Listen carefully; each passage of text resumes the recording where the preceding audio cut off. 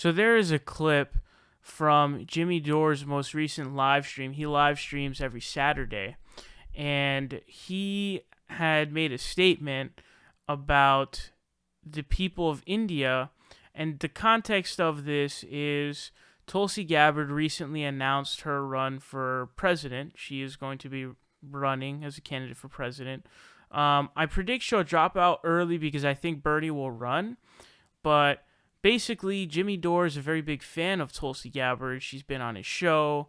She's given really good reviews of Jimmy on the Joe Rogan Experience. So he's a fan of hers, and it seems to be the case, that he's sort of stooping to saying, bad things in order to defend Tulsi Gabbard. That's what it seems to be. And he made what I think was a pretty dumb comment, and just a bad one, to be honest with you. It's pretty ridiculous. Now, Michael Brooks decided to do a response to this comment made by Jimmy Dore about the people of India, where he basically just says, I don't care about the people of India. Pretty ridiculous statement, but go ahead and check this out, and we'll come back and talk about it. Let's put that out there, but check this out from a live stream, and this is on the Tulsi Gabbard tip. Have you seen The Intercept and the Humanist Report coverage of Tulsi? I love Tulsi, but if you read these pieces, you will learn some uncomfortable truth that true lefty Indian journalists have pointed out. Looking forward to it, Lorraine. We're all about reading about Tulsi and learning more about her. Because Tulsi identifies Hindu, I need to hear from her about her stance on Modi fascism, Islamophobia, imperialism in Kashmir, and whether she agrees morally with the caste system that is incredibly sexist against women. Thanks for the donation. I don't have any answers. I can tell you one thing. If there's one thing I couldn't care less about, it's what's happening in India. Is that wrong of me to not care? I mean, how does that affect... Yes. Yeah, it is. Like, as a matter of practical reality, there are those you interact with. There's, whether it be your family or your immediate neighborhood, okay? It's not even, I'm not in some pure, we're not talking like a platonic plane, okay? Or a pure Buddha field of enlightenment where you regard each human being with the exact same concern of compassion and empathy, all right? But yes, the goal of expanding your ethical horizons, as well as any type of, remote left politics for both practical and moral reasons, means that you're trying to project your care out as fully and as broadly as possible. So short answer is, yeah, there's something wrong with you. Wrong of me to not care? I mean, how does that affect me? Yeah, there's lots of bad governments all around the world. Why should I give a shit about another one? I don't understand. Right? Isn't that like saying, hey, Assad's not a good guy, and so we should have troops there? I don't understand. None of them are good guys. I'm sorry. I'm pulling a Sam here. Okay. He really, because he's just packing so much immorality and stupidity. And so, so no, there's literally not a single human being that I'm aware of who has ever suggested sending troops into India to deal with Modi. That we can safely take off of the table. Number two, and you can tell where he's going. He's going to start talking about all of these governments that, in fact, we actively support that commit atrocities. Israel, Saudi Arabia. Also, by the way, we have a very tight relationship with India, so it doesn't even follow. But, okay, so, right. So I guess, yes, then we shouldn't give a shit about anyone. In a strictly narrow technical sense, right? Like, yeah, MBS doesn't affect me. Netanyahu doesn't affect me. The Iranians don't affect me. I don't know. Okay. Yeah, I don't give a shit. Sure.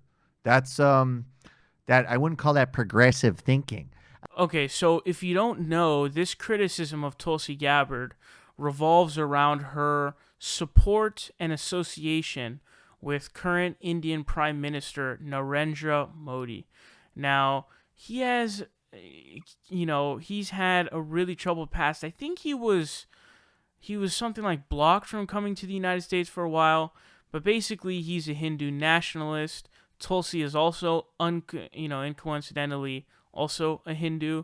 And I did a story a while ago, about how basically the government is trying to rewrite its own history, to make Muslims second-class citizens in India, in their own country.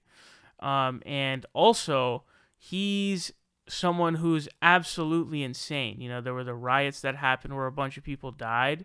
So it's pretty serious, okay? This issue with Modi is very serious, and I'm waiting for someone to ask Tulsi Gabbard, because I want to hear her response, because I'm not going to be able to vote for someone who supports Narendra Modi point blank. No chance, no way. That's a deal breaker right there. Unacceptable. And I'm going to have to get a sincere apology as to, why you supported him for this long and why you were so adamant about your support for him. I'm going to really need it. Now, she also, by the way, just today or yesterday, came out with an apology to the LGBT community for her previous comments, which were extremely disgusting. In the past, she talked about, don't fall victim to the radical homosexual agenda. And she basically said that, she grew up in a conservative household and her dad was a complete conservative lunatic, which he was. And he basically said that, no, my personal views have changed. My views on it have changed. And I accept her apology, and I think that it's legitimate. I don't think that that's a criticism that should be used against her. The only time I think that could be a warranted criticism is if there were, this isn't going to happen, by the way, there won't be a hypothetical Bernie-Tulsi matchup, but if there were to be, Bernie's record would trump hers. But that's the only context you could really use that, especially considering that there are other Democrats like Hillary and Obama who also had views. But the thing about those ones is her statements on those were a lot harsher than theirs, where, she talked about radical homosexual agenda. I mean, it's one thing to say marriage is between a man and a woman. It's another thing to be like, oh, don't fall victim to the radical homosexual agenda. It's just insane. But back to this issue. Jimmy Dore responds, for some reason, I don't know why he did it, it's pretty crazy, but he decides to respond to my understanding of it was someone was just asking him about it, like, hey, what's up with this? And his response is basically, why should I give a shit about people in India? It doesn't affect me. Now, this is quite a statement to make, in my opinion. Pretty ridiculous statement to make. I think that as progressives, we should care about... I feel like part of being a progressive is being a humanitarian. I consider myself to be a humanitarian, absolutely. The well-being of human life is something that is prioritized and something that is just an important thing as a person. To me, the general livelihood and well-being of human life, whoever it may be, wherever it may be, is something very important, absolutely. And so it was a really insensitive statement, a stupid statement, by the way. Now, some people, what they're saying is, oh, Jimmy's a hypocrite because, he says, oh, well, that doesn't, it doesn't affect me. I don't care about people in India, but, oh, I do care about what's going on in, what Saudi Arabia is doing in Yemen and what is going on in Israel. Now, the one clarification that I'll make to sort of possibly give Jimmy a little bit of a defense there, just to avoid any strawmans, but basically, it's possible that he could respond to that by saying, oh, well, we contribute to Israel financially. We're also a big arms dealer, and also with Saudi Arabia, we're dealing arms. But that would be true, but it still also doesn't really affect you, so that logic, the logic of, oh, it doesn't affect me, still wouldn't apply to what Saudi's doing in Yemen, because even though, yeah, we're selling them arms, it's still what they're doing in Yemen still doesn't affect you. Like, it doesn't affect you. You know what I mean? So that doesn't make sense anyways. Regardless of whether or not he would respond with that and, if that were to be his argument.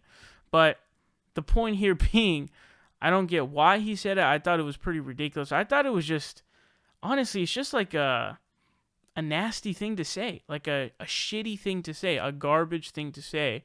I don't know how else to put it. How you could just sort of blatantly on purpose just kind of disregard the livelihood and well-being of a certain, large group of people. I don't understand why you would do that.